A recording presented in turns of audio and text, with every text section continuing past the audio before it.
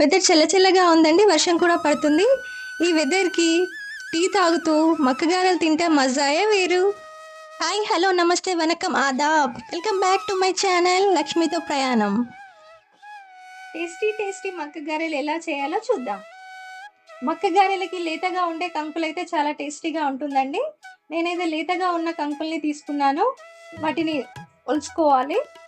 అందులో జీలకర్ర, ఎల్లిపాయలు, పచ్చిమిర్చి వేసుకొని మెత్తగా గ్రైండ్ చేసుకోవాలి. కొంచెం బరకగా కూడా పట్టుకోవచ్చండి, అలా కూడా బాగుంటుంది. కొంచెం వాటర్ యాడ్ చేసుకొని మెత్తగా పేస్ట్లా పట్టుకొని పక్కన పెట్టుకోవాలి.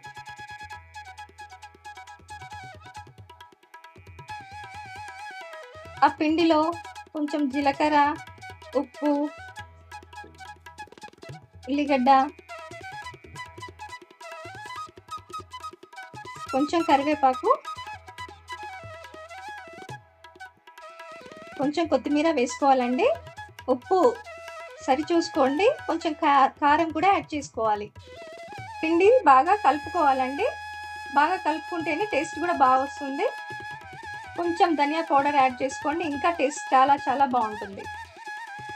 పిండి కలుపుకున్నాక ముందుగా కడాయి పెట్టుకొని డీప్ ఫ్రైకి సరిపడా ఆయిల్ వేసుకోవాలి. నూనె బాగా వేడెక్కిందా లేదా చెక్ చేసుకొని వేడెక్కాక గారె వేసుకోవాలి.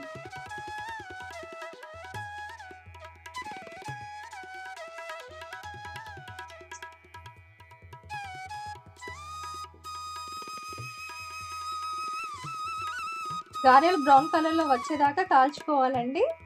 అప్పుడే చాలా క్రిస్పీగా ఉంటాయి. స్టవ్ మీడియం ఫ్లేమ్లో పెట్టుకొని కాల్చుకోండి.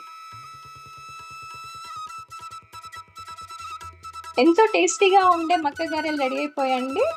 మీరు మీ ఇంట్లో ట్రై చేయండి. మక్క గారెలు తింటూ టీ తాగితే ఆ మజాయే వేరబ్బా. మా వీడియో నచ్చినట్టయితే లైక్ చేయండి, షేర్ చేయండి, సబ్స్క్రైబ్ చేసుకోండి. Thank you friends, bye bye.